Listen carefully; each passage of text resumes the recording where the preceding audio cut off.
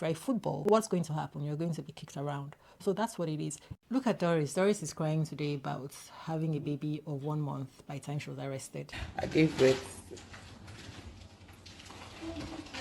a month before my arrest. My little baby was left alone when I was arrested by police from Abuja. So many things he did to me. They didn't consider that I was a breastfeeding mother, and he arrested me.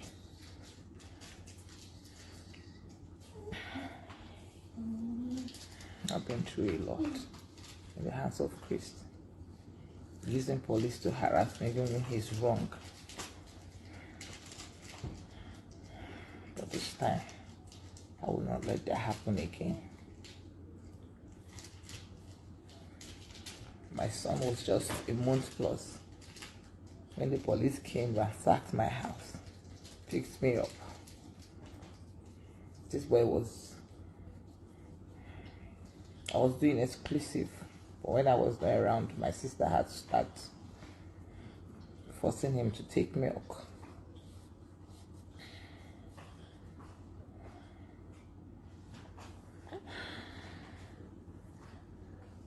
No problem.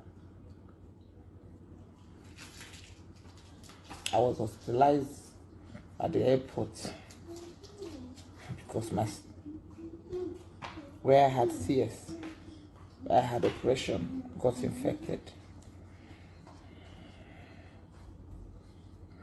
A lot of things I haven't said yet. It's okay. It's okay. It's okay. It's okay. See, the thing with this Doris thing is that a lot of us are making so much noise, and yet we are little Dorises, quiet Dorises, both male and female Dorises. Doris's experience is nothing new. It won't stop today, and it's not going to stop tomorrow. It's always been happening. People see something that doesn't work for them, and they will keep on struggling to make it work. You cannot enter a relationship in that way. The refusal to let go and to keep on trying to control things and control other people makes you what? You are like a magician who is trying to cast spells on other people. A lot of us are actively living that right now. We are quiet and silent Dorises, both male and female versions. We've either lived it or are currently living it. And in fact, I will go out on a limb to say that many people are using this as a distraction for their own situations. But you see, what is happening with her is nothing new. You are either living it or have lived it, have had it in the past. Many of us get into adulthood not realizing that we are here in life to make choices. Many people find themselves in the position that Doris has found herself. It comes in different ways. For some people, it sneaks up on us, and for some people, it's very glaring. And even for those for whom it's glaring, they still go ahead and make the choice to sit and live a relationship that is just pain and misery, until we realize that no one is coming to save us, and we take the decision to do ourselves the favor. To do what? To live life abundantly. If you haven't reached a point in life where your mind recognizes, acknowledges, and accepts that in order to live life abundantly, I have to accept the responsibility for myself to choose a life that will give me that life abundantly. Sometimes it's circumstances that make people choose what they ordinarily wouldn't choose. But even the circumstances, it is because of perspective. It is at the point where you're looking at a glass that's half empty and half full and look at it as half empty. Because at every point in time, our decisions are based on what we have taken to be reality. And the truth is that reality is only reality as far as the knowledge within which we're operating. Reality can be my reality, but for everyone else, it is not reality. It just depends on the perspective we're looking at it. What we think is reality isn't always reality. Take another instance of two salesmen who are out to sell the same item to the same audience. These two people, because they have different perspectives, will have different results, even though they have taken the same training for the sales and they will make the same pitch. The difference is in the belief that they have about what they're selling. And that is the thing. The difference is in the belief that you have about yourself in that relationship. That is what makes the difference with who you give to that person to relate with.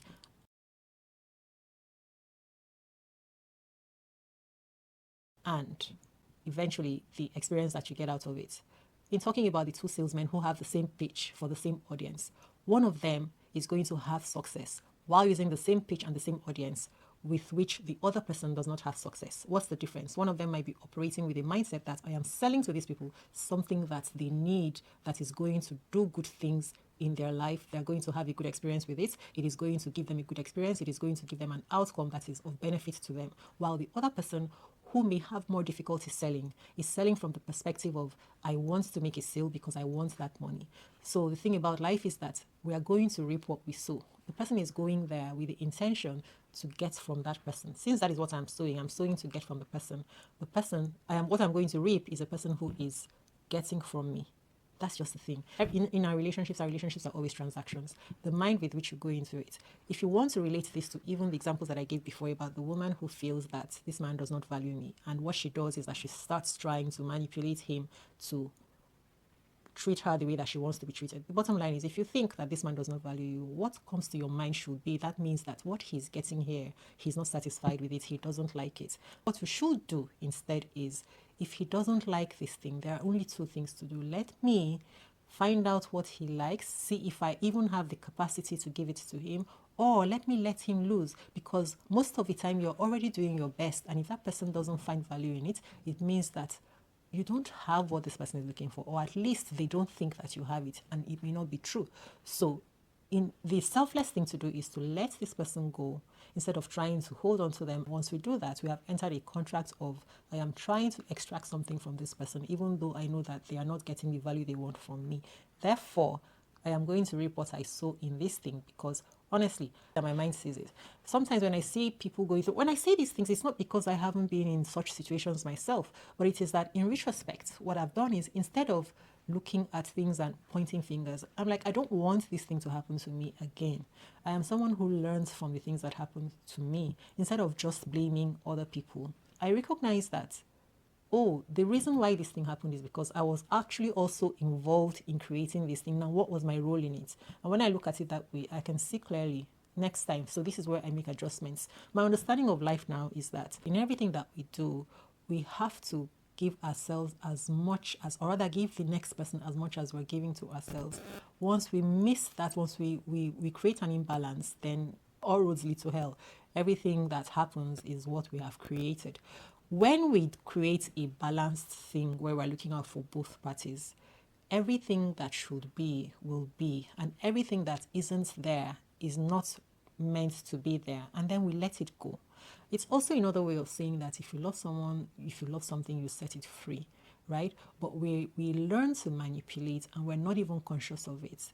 That's why I say that we have a corrupt programming. It is not always something that we're doing deliberately. Naturally, we think that we're doing this and this is what is good for us, this is what we want. But if ultimately the other person doesn't seem to want it, when you're trying to get them to accept what you want, that is now you trying to assert your willpower over another person. After everything that has happened with Doris, even after all, you have created something, you are reaping what you have sown. And even after everybody sees these things and everybody is talking, we are still not going to stop having Dorises. We're still not going to have in male and female form. People are still going to be doing these things where they get into a relationship and they see that this relationship doesn't seem to be what I want or what this person wants, but we'll still be trying to force it. Do you understand something? We are refusing to tap into our godliness or our godly nature. That is one of the biggest issues. There is no time that you will see God forcing himself on somebody. Assuming, okay, so we all know, whether you believe in God or not, we refer to God as the Creator, the Almighty, the King. There is never a time that the King would try to force himself upon other people. The king knows that he's king. He's not going to be trying to force himself upon other people because he knows that he's royalty. The moment that we refuse or we are unable to acknowledge our royal position, then we'll begin to do things that are not in alignment with us. And this is not being spiritual. This is, look at it. Every time, see the times that you've betrayed yourself. See the times that you got results from betraying yourself. You will understand that at those times, you really took yourself and made yourself into a spectacle. And when you make yourself into a spectacle, what does it actually mean to make yourself into a spectacle? Make a spectacle of yourself. You make a spectacle of yourself, you become like something like a laughing stock, something that someone can kick around. So every time that we put ourselves in that position, if you put yourself in a position where for a football, what's going to happen? You're going to be kicked around. So that's what it is. Even after all this, what is happening with Doris now is what a lot of people are living or have lived. And when people are getting into these things, they can see it, they know it, they can tell, they're even doing it, but they will keep on struggling and striving and trying. And we can't blame ourselves. This is the life that we're used to. We are used to struggling. We've been told that you have to work hard to get things, and we do it all the time. Working hard is not the kind of thing that you do with relationships, because that involves another human being and their willpower.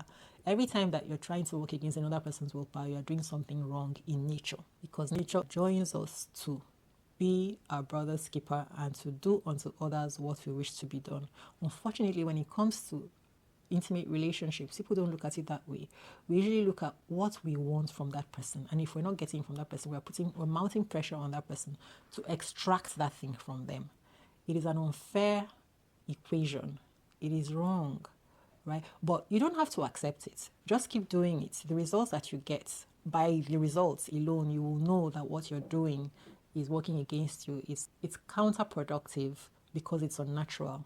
What you don't even know is that it is almost like manipulation is what you're doing, and it's almost like trying to cast a spell on somebody. That's what you're doing. So when you're mindful of that, you will stop doing that, and you will begin to see that things will work properly. Do you know another thing that happens is that when you're doing that, you actually block the doors, you block the ways, you block the entrances for what is supposed to actually be there. By yourself, you're blocking the entrance for what is actually supposed to be there. You're blocking the entrance for what is supposed to be in that person's life, and you're blocking the entrances for what should be in your life. So you are taking control, and you are creating something that is not in alignment with you. I will leave you with these verses. And remember, I always say, I'm not even saying these things from a religious angle, but that these are words of wisdom that have been passed through the ages. As a man thinks in his heart, so is he. So by their fruits we shall know them. And whatsoever you sow, you will reap. Make these things make meaning in your life. When you bring them into your relationships, you will not be having strife and rancor. You will allow things to move smoothly, and your relationships will be smooth. You will let go of people who want to be let go of, even if you are not sure. But if it is looking like this person wants to be let go of, let them go. Let them go, and then allow them to choose what they want, and stop trying to exert your willpower over another person. Otherwise, you are a Doris, and you will be reaping the way that Doris is reaping now. And that's why the man himself cannot have peace, because that's also what he sowed. He sowed rancor, confusion, and that is what he's also reaping now.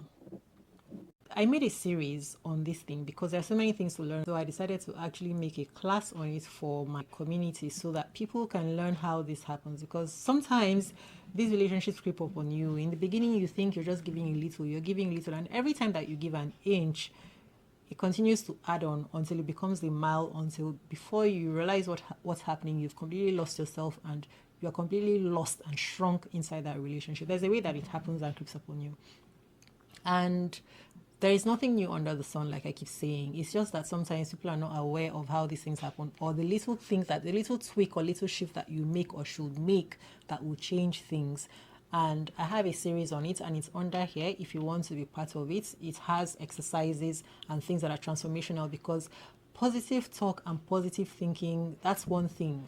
But what really makes a shift and what really changes things in a person's life is the real transformational habits and exercises that they put into action, because the brain begins to sponge up these things. They become part of you, and they become the way that you live your life and the way that you take decisions. But if you're just gathering knowledge is one thing. That's why you can read so many books, you can go to seminars, workshops, have all the information, because in fact there's nothing that people don't know about relationships and the choices that they make. We all know these things, but because you haven't put certain things into practice, you haven't become used to taking decisions along those lines. So it is the practices that you need. And if you want to get access to this, it is under here. You will get the series, and you follow along and do the exercises, and we will have you send in your results. And that way you become used to doing it, and then it becomes part of your life and becomes practice. People only just need someone to hold their hand and take them on the journey. They know what to do. People know what to do. People know when to say no. Enough is enough. People actually know that, but the willpower and the practice is what is missing. So that's what you need. Grab it under here, and it's for free. Yes, there is a paid version, but you can do the free one first. I actually also feel uncomfortable telling you to take things that are for free, because once something is for free, people have this idea that I can get to it at any time. And sometimes I feel like I'm doing you an injustice, because when you grab something that is for free, I know that you might hold on to it for 2 years before you even start to use it. So at some point, I'm going to take it off from being free, just to make sure that you and I are not wasting our time, and we're actually getting you the results that you want. Okay?